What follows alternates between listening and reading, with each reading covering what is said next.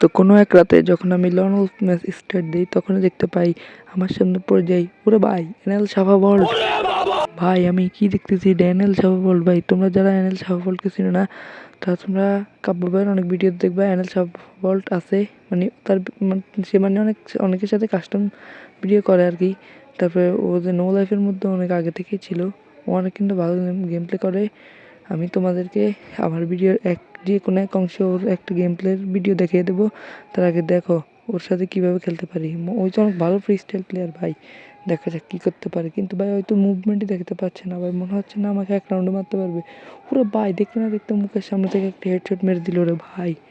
কী রে ভাই, কী রে ভাই, কী গেম প্লেটা করতেছে ভাই, ও কি হ্যাকার নাকি?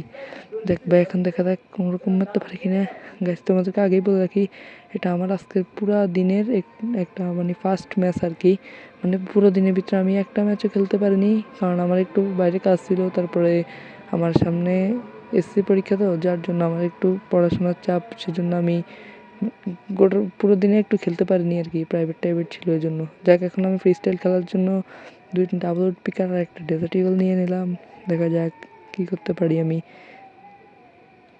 ভাই ও তো সামনেই আসে না ভাই, মনে হচ্ছে লুকিয়ে লুকিয়ে খেলবে। না ভাই ও তো অনেক ভালো ক্রিস্টাল প্লেয়ার, ও তো লুকিয়ে খেলার কথাই না ভাই। যাক ভাই আরেকটা বডি, আরেকটা কিরে ভাই শব্দে বডি লাগতেছে ভাই, মানে ভাই ভিডিও চালু করলে একটা হেডশটও পড়ে না। যাই হোক আমি সাফা বলকে একটা ভালো হেডশট দেওয়ার ট্রাই করবো। ও ভাই, ও ভাই কি শটটা দিলাম ভাই, এই শটটা আমি মানে কল্পনা করে করতে হবে। যাক ভাই সাফা বলকে এক রাউন্ড মেরে নিলাম, কিন্তু ভাই এত খুশি হওয়ার কিছু নেই। সামনের মধ্যে আমি দেখবো কী লেভেলের মাইরটা খাই।